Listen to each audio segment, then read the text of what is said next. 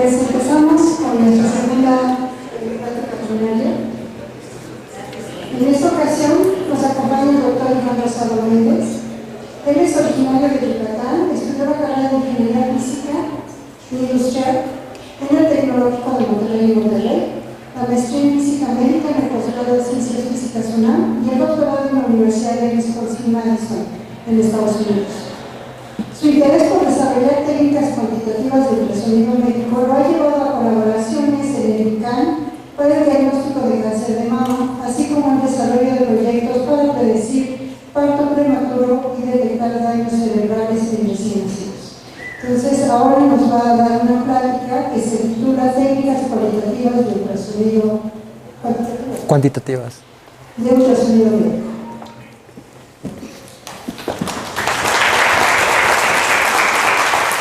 Muchas gracias, doctora. Muchas gracias por la introducción. Buenas tardes a todos. El día de hoy, como les mencionó la doctora, voy a presentarles a ustedes parte del trabajo que estamos realizando en el Laboratorio de Ultrasonido Médico que se creó apenas el año pasado en el Instituto de Física y que es parte del grupo de dosimetría y física médica. Y pues cumple la función de expandir un poco la investigación que ya se hace desde años en física médica en el Instituto de Física, particularmente hacia el área de radiaciones no ionizantes y pues más específicamente en lo que es el ultrasonido.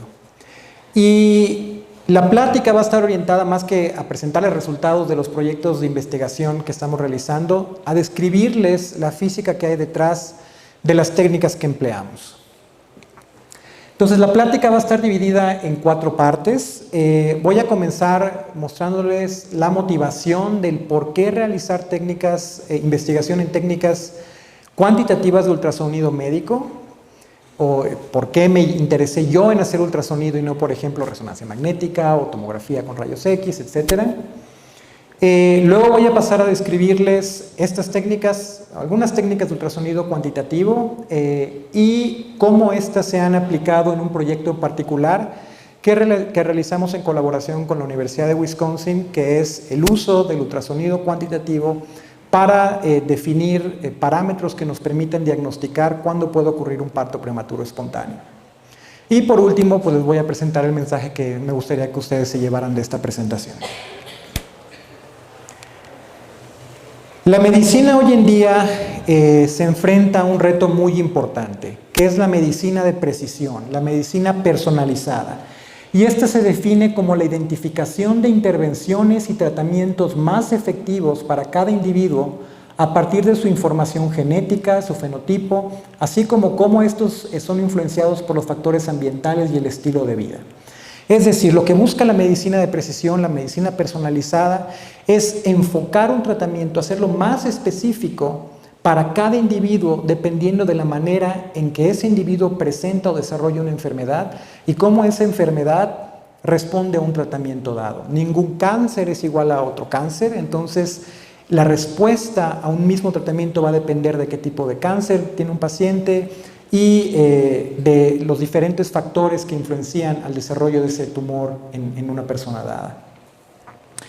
Y esta medicina de precisión ha surgido por el reconocimiento de que el desarrollo de una enfermedad resulta de la suma no lineal de muchos factores a muchísimas escalas.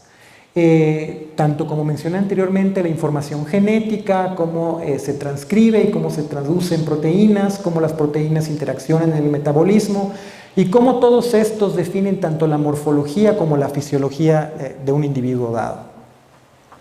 Entonces, para poder llevar a cabo esta medicina de precisión, se requiere contar con una gran cantidad de información sobre todos estos aspectos, tanto de información genética, sobre las proteínas, sobre el metabolismo, así como la morfología y la fisiología.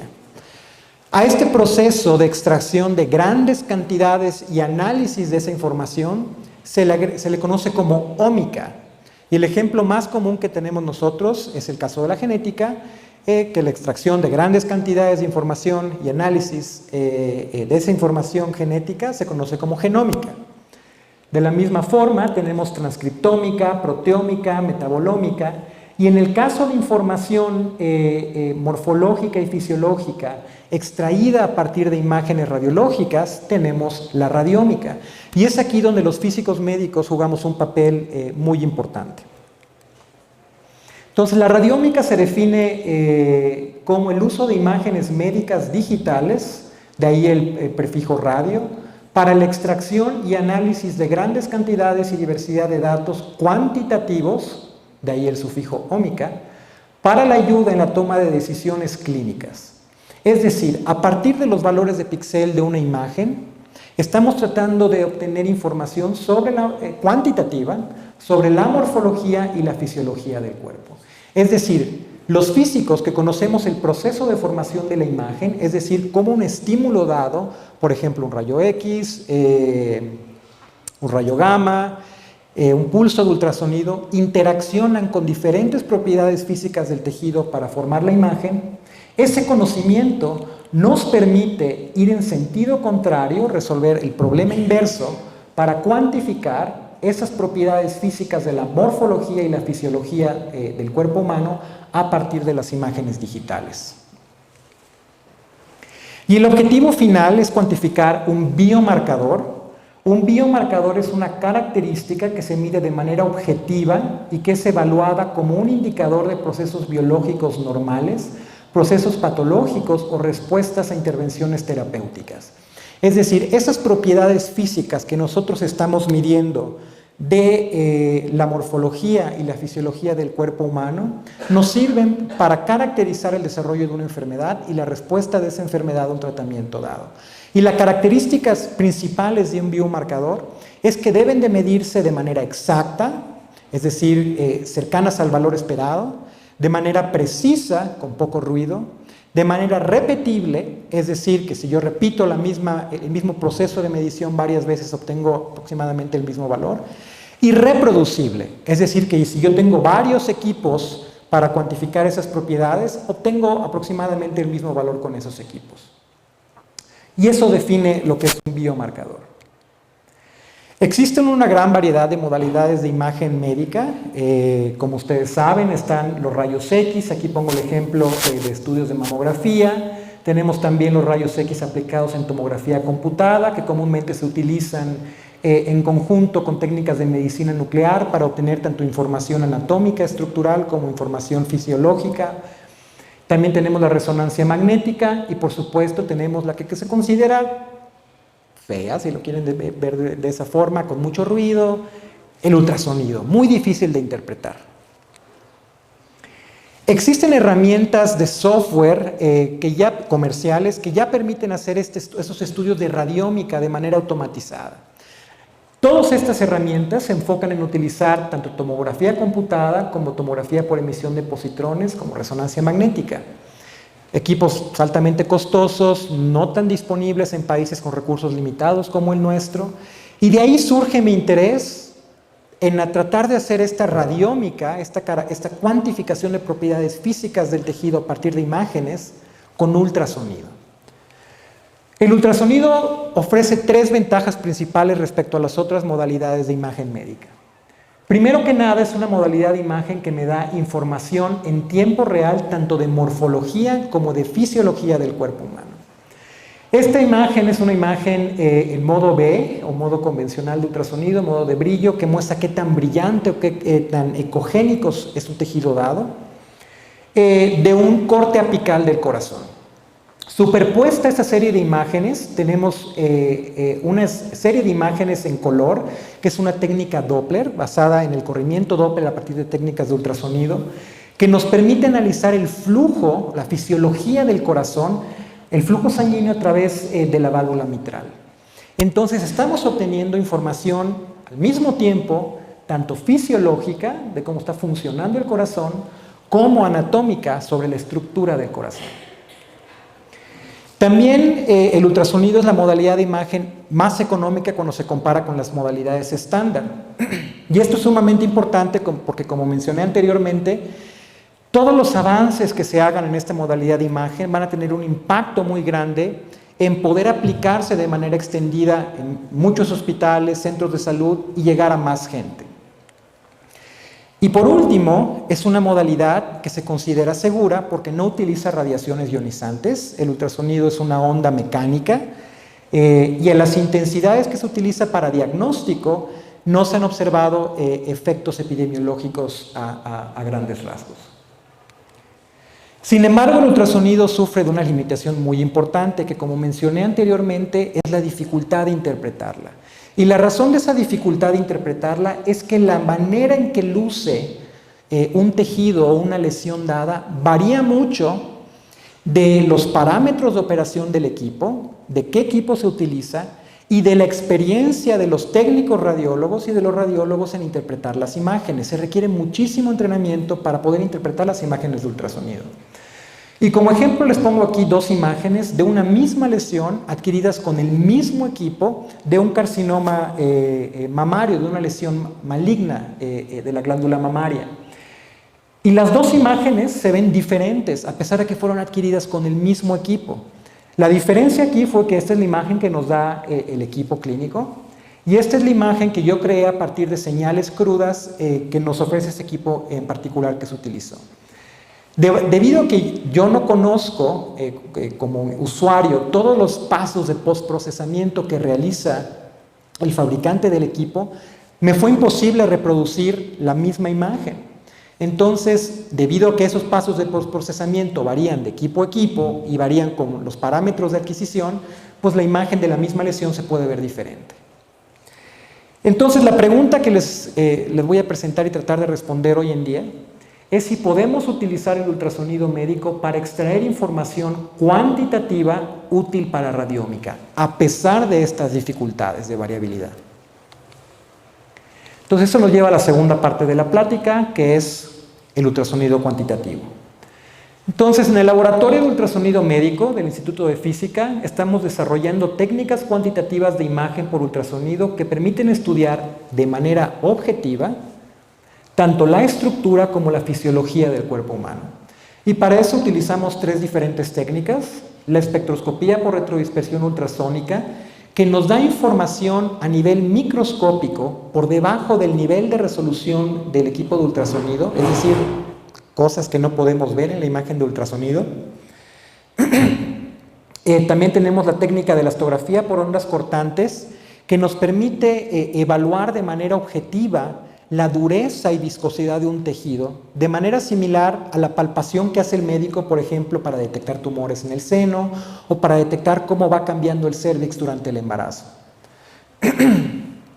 Y también vamos a comenzar una nueva área en el laboratorio que nos va a permitir estudiar los diferentes procesos moleculares que originan los cambios en la estructura que vemos a través de las otras dos técnicas.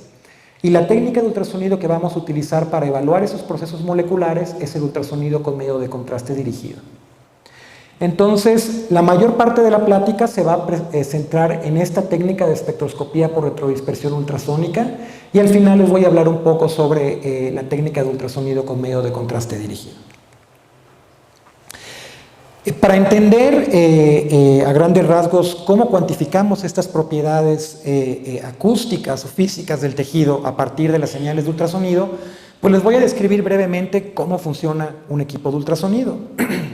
Entonces tenemos aquí una caricatura con el transductor de ultrasonido, la sonda, que está compuesta, como vamos a ver en un segundo, por cristales piezoeléctricos. Y tenemos aquí una caricatura que representa una sección de tejido mamario, tenemos tejido adiposo, tenemos tejido fibroglandular en amarillo, una lesión y tejido muscular. Entonces, una parte del transductor se activa y emite un pequeño pulso de ultrasonido que abarca de 1 a 3 ciclos de secuencias de presión y de compresión con frecuencias entre 1 a 15 MHz y con resoluciones de aproximadamente 1/4 milímetro cúbico. Es decir, tenemos un pequeño volumen de una perturbación acústica que está viajando desde el transductor hasta el interior del tejido. Entonces, para crear ese pulso, como mencioné anteriormente, se utilizan cristales piezoeléctricos, que son cerámicas que son capaces de crear un estímulo mecánico cuando se les aplica un potencial eléctrico y viceversa, que generan un potencial eléctrico cuando reciben un estímulo mecánico. Entonces, de esa forma, el transductor actúa como una bocina durante la emisión del pulso y una vez que el pulso sale del transductor en cuestiones de microsegundos, el transductor se dedica a escuchar todas las respuestas, todos los ecos que se van a producir dentro del tejido, actuando entonces como un micrófono. Entonces, la respuesta que vamos a detectar son los ecos que se producen cuando el pulso de ultrasonido se topa con interfaces entre tejidos con diferente impedancia acústica. La impedancia acústica me caracteriza la resistencia de un tejido, de un material, a que se propague esa onda de ultrasonido, y depende de la densidad y de la compresibilidad del medio. A la señal que se produce con los ecos producidos a cada profundidad dentro del tejido se le conoce como señal eco de radiofrecuencia, y para crear la imagen se barre la adquisición de las señales de radiofrecuencia lateralmente, obteniendo una señal como la que se muestra aquí, la señal eco de radiofrecuencia, y para formar la imagen clínica convencional se remueve la frecuencia portadora original del orden de megahertz y nos quedamos únicamente con la amplitud de los ecos detectados.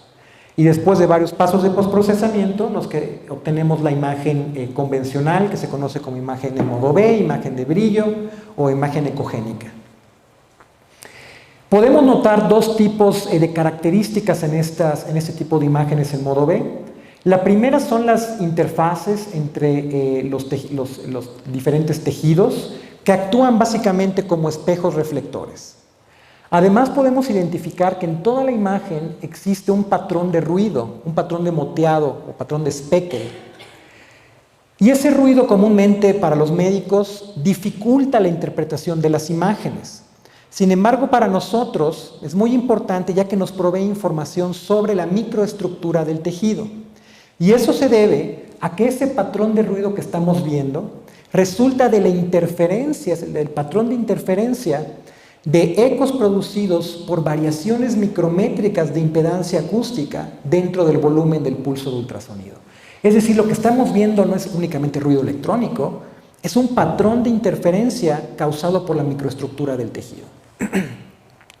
Entonces, las técnicas que utilizamos nosotros consisten en analizar ese patrón de moteado para identificar cómo cambia cuando cambia la microestructura del tejido. Por ejemplo, si tenemos baja concentración de dispersores, esos dispersores son esas pequeñas variaciones de impedancia acústica. Si tenemos altas concentraciones de distribuciones aleatorias de dispersores, como por ejemplo en el caso de tumores altamente celulares, como el caso del carcinoma mamario. Y cuando tenemos dispersores semi-organizados, como por ejemplo las tríadas portales en el hígado, que están organizadas en formas de hexágonos con 1 milímetro de diámetro. Entonces, para obtener esta información sobre la microestructura del tejido, lo que hacemos es definir una región de estimación de parámetro, es decir, tomamos un conjunto de segmentos de esas señales de radiofrecuencia y a partir del análisis de esas señales podemos obtener 3 tipos de información. Podemos obtener información sobre el tamaño de los dispersores, es decir, el tamaño de esas variaciones, subresolución de impedancia acústica que nos está causando el patrón de moteado en la imagen. Podemos obtener información sobre la organización de los dispersores, es decir, si están organizados en un arreglo semiperiódico, si están a baja concentración, a alta concentración. Y en el caso de que tengamos dispersores alineados, como por ejemplo fibras de colágeno en el tejido conectivo, podemos evaluar su grado de alineación. Entonces, a continuación les voy a describir las 3 técnicas que utilizamos para cuantificar esas 3 propiedades. Para cuantificar el tamaño de los dispersores, lo que hacemos primero es obtener el espectro de energía retrodispersada, que es la distribución de energía de los ecos dentro de esa región de estimación de parámetro, como función de la frecuencia, a partir de calcular la transformada de Fourier de cada uno de los segmentos y promediarlos.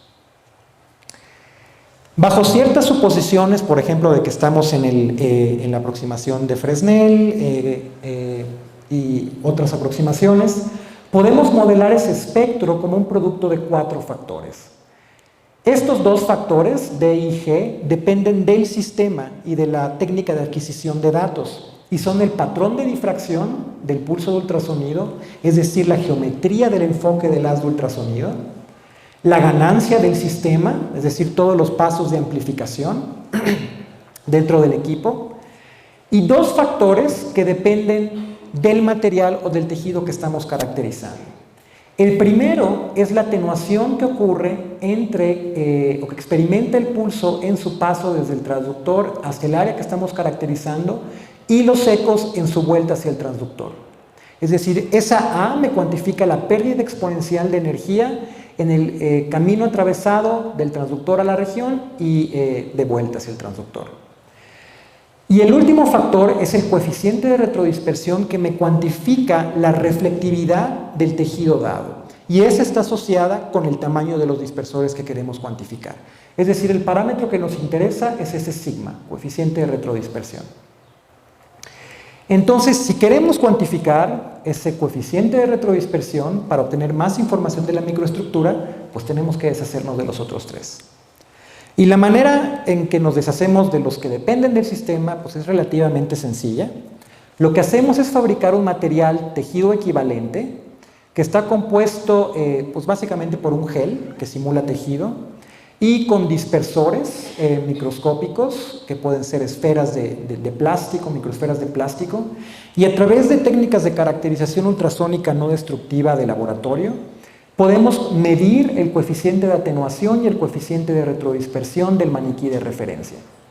Y ese maniquí de referencia lo escaneamos y obtenemos las señales de radiofrecuencia con el mismo equipo y bajo los mismos parámetros con los que obtuvimos las señales del tejido. Entonces el espectro del maniquí de referencia va a estar dado por los dos mismos factores que dependen del sistema, más los dos factores que dependen del maniquí de referencia, los cuales ya conocemos, porque ya los medimos independientemente.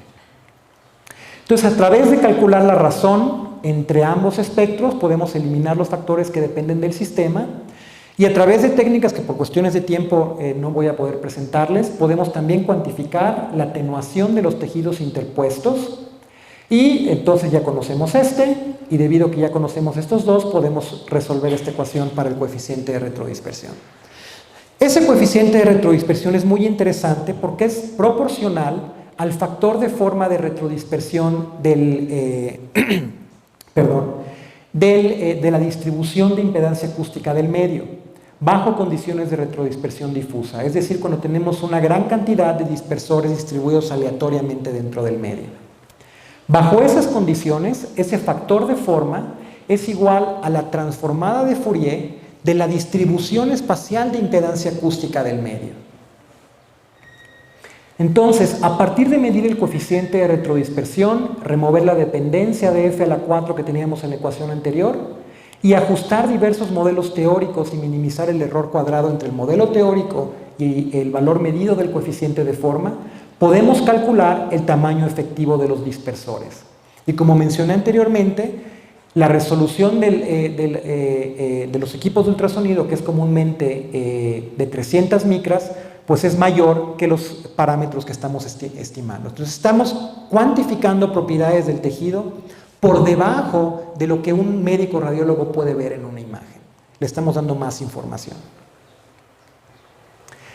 Entonces, podemos caracterizar también el grado de organización de los dispersores, es decir, qué tan aleatoriamente están distribuidos o si ya empiezan a presentar algún grado de organización. Entonces, partimos de nuevo de nuestra ventanita, nuestra región de estimación de parámetro, que contiene nuestros segmentos de señales de radiofrecuencia, las cuales podemos suponer que son estacionarias. Y eso quiere decir que los valores de la señal de eco dentro de la señal, dentro de la cajita de región de estimación de parámetro, pues tienen las mismas propiedades estadísticas. Entonces, esas propiedades estadísticas van a variar dependiendo del grado de organización de los dispersores. Entonces, podemos obtener un muestreo de la amplitud de los ecos detectados y construir el histograma de la amplitud de los ecos detectados dentro de la región de estimación de parámetro. Y la forma del histograma va a ir variando dependiendo de qué tan concentrados están los dispersores y qué tan organizados están. Entonces, para parametrizar, para obtener un valor que me represente esa variación en la forma del histograma, ajustamos un modelo que se ha demostrado que representa estas variaciones, que se llama distribución de Nakagami. Y el parámetro M varía entre 0 y 1 conforme empieza a aumentar la concentración de dispersores, y aumenta, se hace mayor a 1 cuando empieza a haber un arreglo semiperiódico de dispersores. Es decir, podemos utilizar ese valor M de la distribución de Nakagami para monitorear el grado de organización de los dispersores dentro del volumen de resolución, dentro del volumen del pulso de ultrasonido. Y la última técnica que les voy a describir es cómo cuantificar o cómo describir la orientación de los dispersores. Y la manera en que evaluamos esta alineación de los dispersores respecto del transductor es a través de estudiar o de cuantificar el nivel de anisotropía de un tejido. Entonces aquí les estoy poniendo un ejemplo muy evidente de un tejido anisotrópico, que es el músculo del bíceps, que está formado por fibras musculares alineadas. Entonces en la imagen de arriba el transductor se puso de manera paralela a las fibras, o sea, en el plano anisotrópico. Y en la imagen de abajo el transductor se puso de manera transversal en el plano en el que el tejido tiene isotropía. Entonces podemos ver que conforme se varía, ahorita que empiece, el ángulo de insonificación, la ecogenicidad o qué tan brillante luce el tejido, varía severamente en la imagen de arriba, en el plano anisotrópico, comparado con el plano isotrópico. Entonces lo que pretendemos ahora es cuantificar de manera objetiva esa variación de brillo en la imagen. Entonces, lo que hacemos es cuantificar la energía retrodispersada de manera similar a como lo describí anteriormente, como función del ángulo de insonificación. Es decir, cuánta energía regresa al transductor como función del ángulo. Estas dos gráficas son resultados de simulaciones en un material con fibras alineadas de manera paralela al transductor, y la máxima energía se obtiene cuando el haz de ultrasonido es perpendicular a las fibras. En este caso, el material estaba compuesto por dispersores esféricos, es decir, totalmente isotrópicos. Y podemos ver que la dependencia con el ángulo de insonificación sigue representando una variación pequeña. Y eso se debe a la sensibilidad del transductor o a la efectividad del transductor para producir o angular la energía del haz de ultrasonido. Es decir, aquí todavía hay dependencias del sistema. Para eliminar esas dependencias, seguimos un procedimiento muy similar al que describí anteriormente, de normalización del espectro de energía respecto a un espectro de referencia compuesto por dispersores isotrópicos. Y básicamente obtenemos el promedio dentro de un ancho de banda con energía significativa. Entonces, estos son los resultados de normalizar esa energía retrodispersada. La gráfica azul es el caso de las fibras y la gráfica roja es el caso de los dispersores esféricos o isotrópicos, y podemos ver que ya se eliminó la dependencia con el ángulo de insonificación. Entonces, para comparar una con la otra, normalizamos respecto al valor mayor y definimos dos parámetros de anisotropía. El primero es, la integral de esa curva, que es sensible al grado de alineación de las fibras del material. Mientras más alineadas estén, mayor va a ser el área debajo de esa curva. Y el otro parámetro es el ángulo al cual ocurre el mínimo de esa curva, que nos da el ángulo al cual están orientadas las fibras respecto al transductor.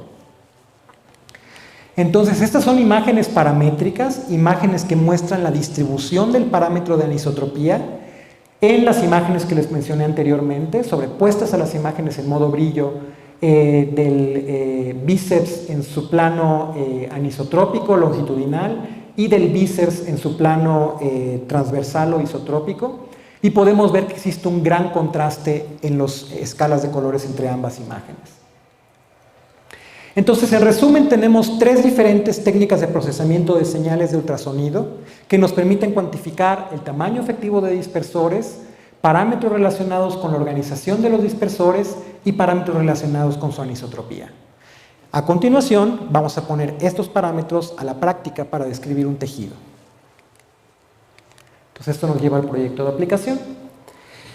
Y el proyecto de aplicación en el que estamos trabajando en colaboración con la Universidad de Wisconsin es utilizar estos tres parámetros como biomarcadores que nos permitan predecir cambios en el tejido del cérvix, del cuello del útero, que nos den señales de que puede ocurrir un parto prematuro espontáneo.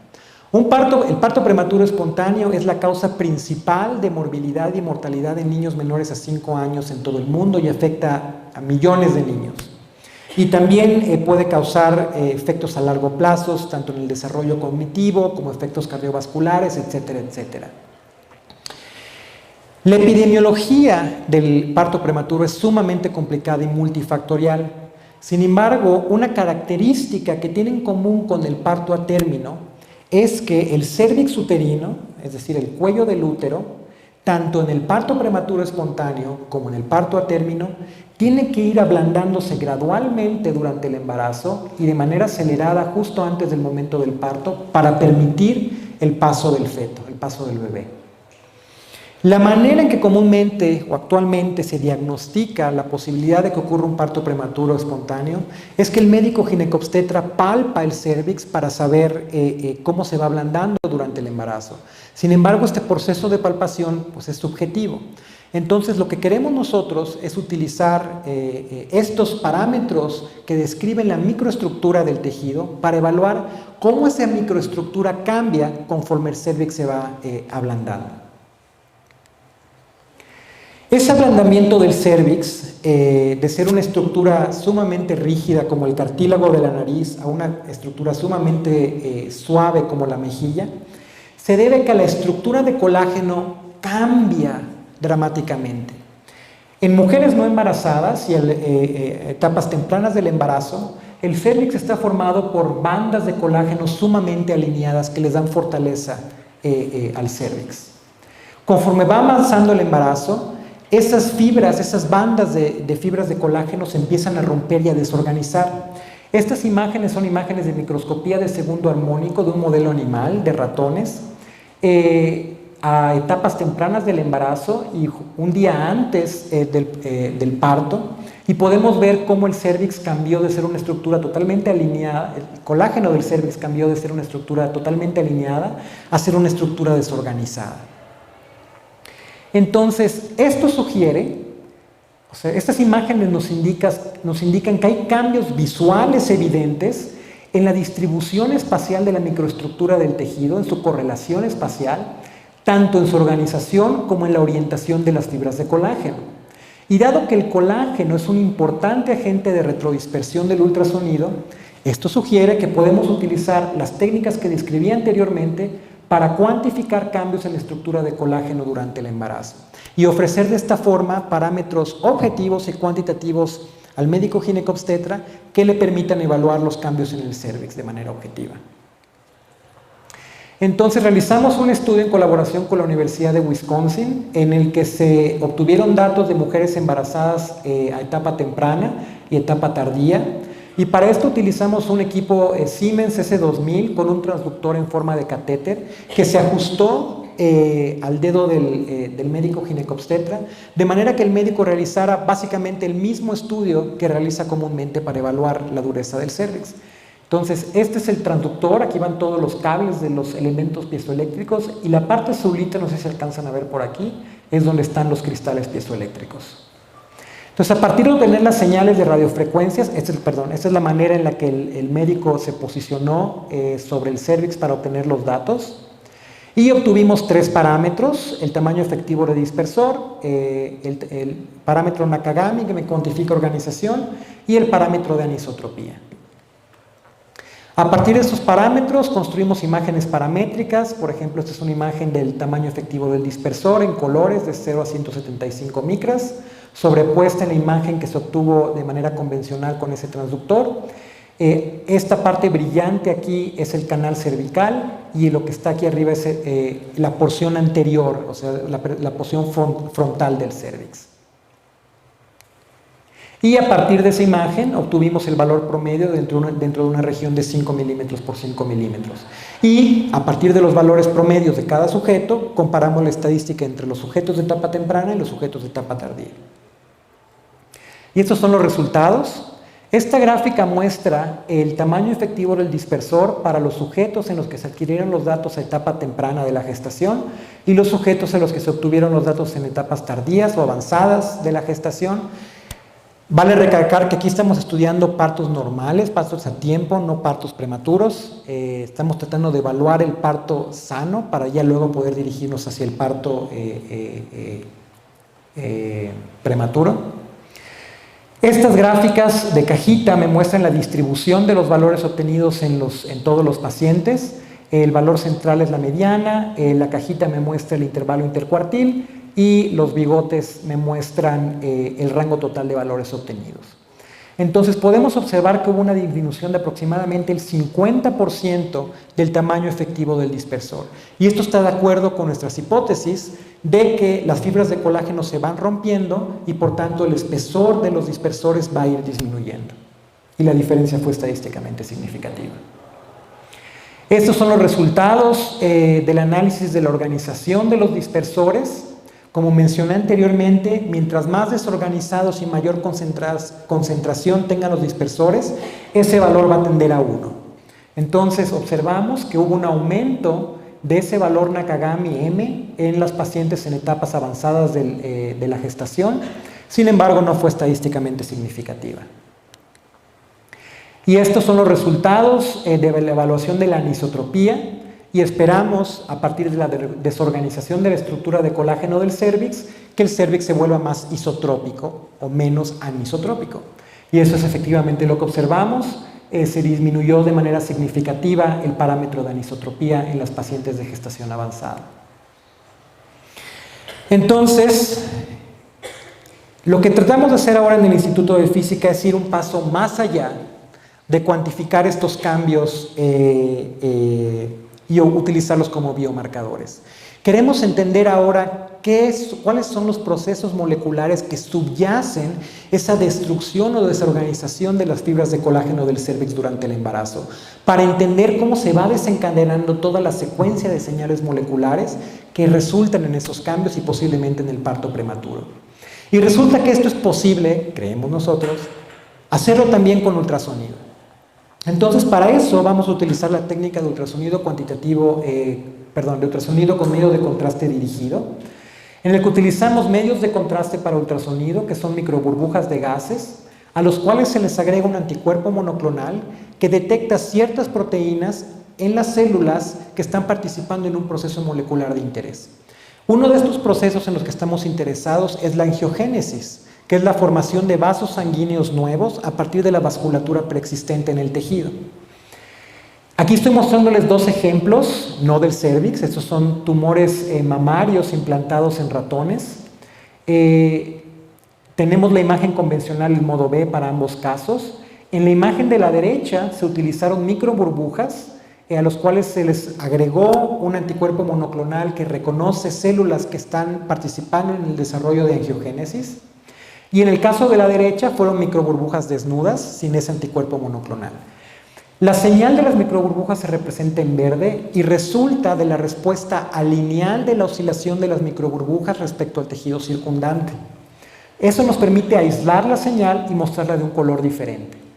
Entonces podemos ver que al utilizar esas burbujas con anticuerpos monoclonales se puede identificar con mayor precisión ese proceso de angiogénesis. Existe evidencia en estudios ex vivos en tejidos extraídos de modelos animales que conforme aumenta la concentración de proteínas relacionadas con la angiogénesis en el suero materno, disminuye o empieza a disminuir la suavidad del cérvix. Entonces lo que proponemos nosotros es estudiar en vivo, en un modelo animal, estos cambios en la dureza del cérvix y los cambios en la angiogénesis para ver cómo se van relacionando en toda la estructura del cérvix y cómo van cambiando estos dos procesos durante el embarazo. Y esto nos va a permitir no solo entender mejor el proceso de parto y de remodelación cervical, sino también va a ser la primera vez que se utilice el ultrasonido como una técnica de imagen bimodal, ya que nos va a dar información estructural a través de las técnicas de ultrasonido cuantitativo y fisiológica a través de las técnicas de ultrasonido con medio de contraste o técnicas de ultrasonido molecular. Y esto nos va a permitir estudiar la correlación tanto temporal como espacial de los cambios en la microestructura del cérvix y los procesos moleculares que pueden conllevar a esos cambios. Entonces, pues ya con esto quisiera presentarles los comentarios finales. En la plática les presenté que el ultrasonido cuantitativo nos permite realizar una evaluación más objetiva del tejido a través de la cuantificación de propiedades físicas a partir de señales de radiofrecuencia que obtenemos de equipos clínicos. Vimos aplicaciones prometedoras en cuanto a la caracterización del cérvix uterino, el desarrollo de biomarcadores para describir el proceso de remodelación cervical. Vimos que estos biomarcadores son sensibles al proceso de desorganización de las fibras de colágeno del cérvix. Y también propusimos utilizar el ultrasonido molecular para entender los procesos de señales moleculares que subyacen los cambios en la microestructura del cérvix. Entonces, con esto regreso a la pregunta que les hice al principio de la plática. ¿Podemos utilizar el ultrasonido médico para extraer información cuantitativa útil para radiómica? Por favor, alce la mano los que opinen que sí.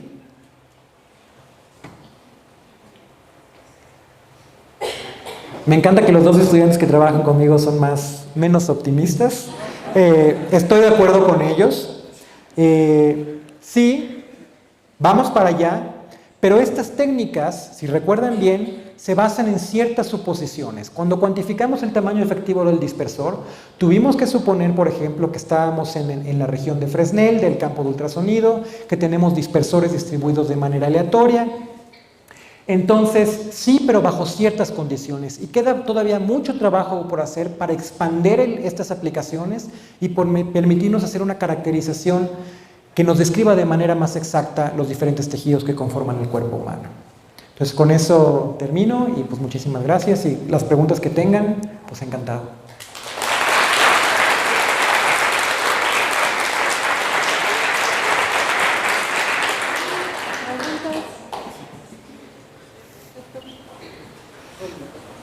¿Aquí el micrófono? Se lo llevo. No, Gracias.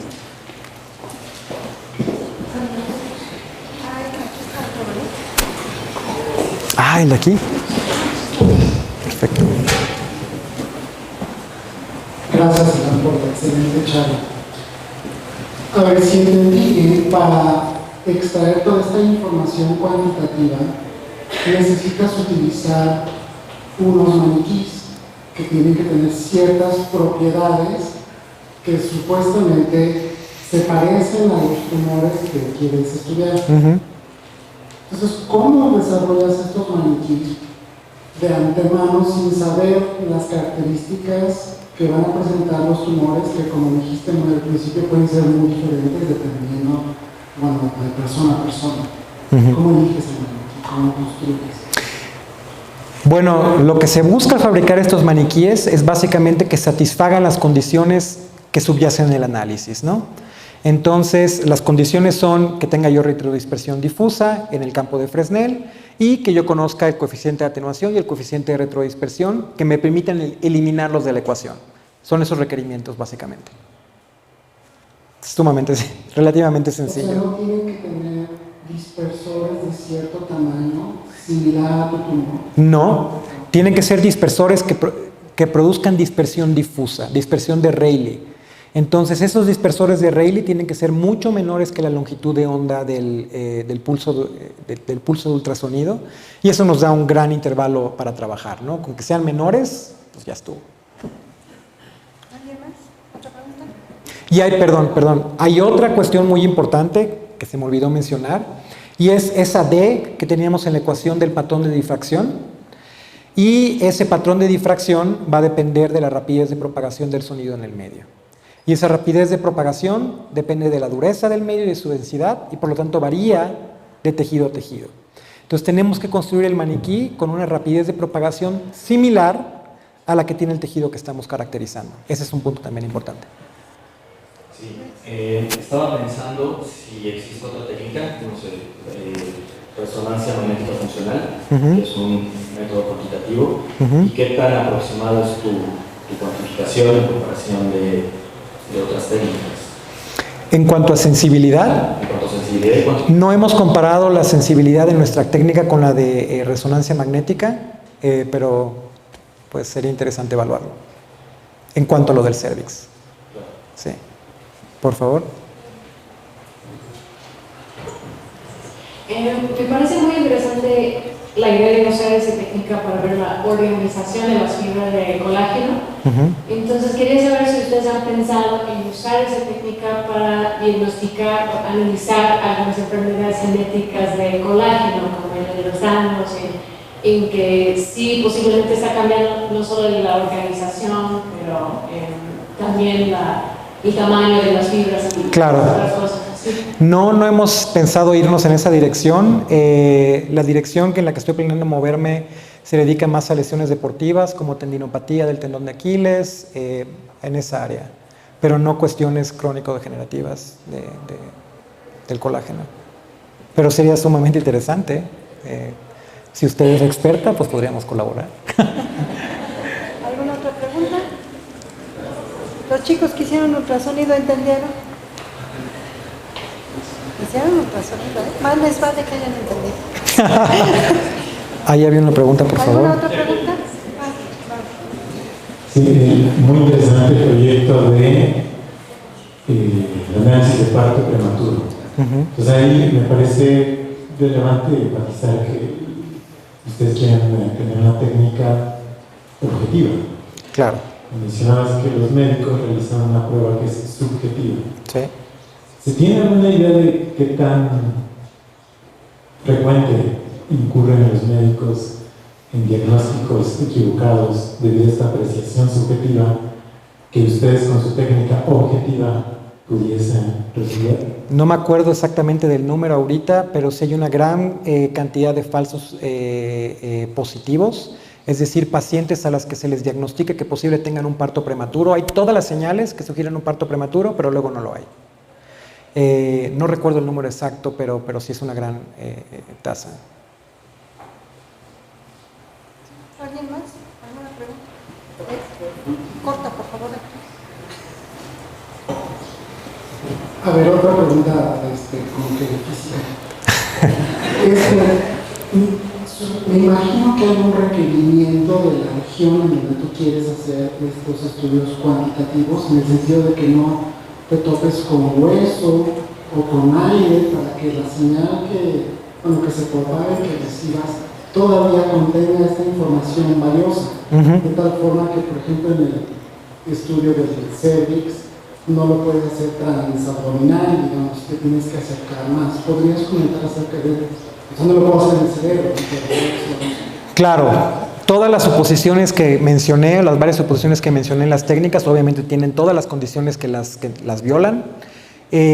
Parte del trabajo que realizamos consiste en expandir las técnicas de análisis para considerar esas condiciones que no cumplen las suposiciones.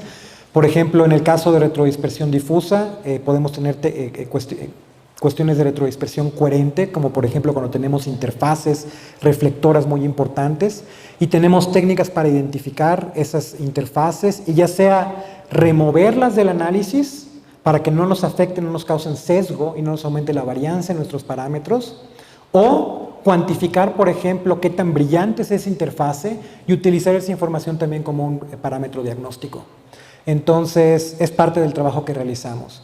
Y en cuanto a la diferencia abdominal, también realizamos un estudio de otra técnica de la elastografía por ondas cortantes, comparando precisamente cuando poníamos el transductor de manera abdominal como sobre el cervix, y los resultados fueron prácticamente los mismos.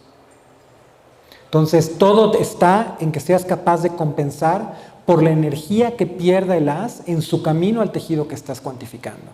Y eso es algo difícil. Eso es también otra de las cosas que estamos revisando en el laboratorio. Bueno, pues te agradecemos muchísimo por tu plática. Doctora, ¿me regalaría un minutito? Sí. Un minutito rápidamente.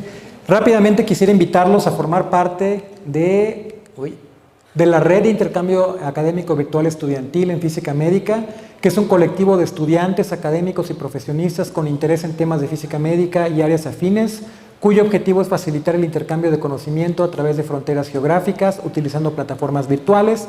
Es decir, básicamente lo que hacemos, si ustedes se vuelven miembros, es impartir videoconferencias, organizar congresos virtuales, todo a través de herramientas de comunicación gratuitas, como Jitsi para videoconferencias, Facebook para comunicación.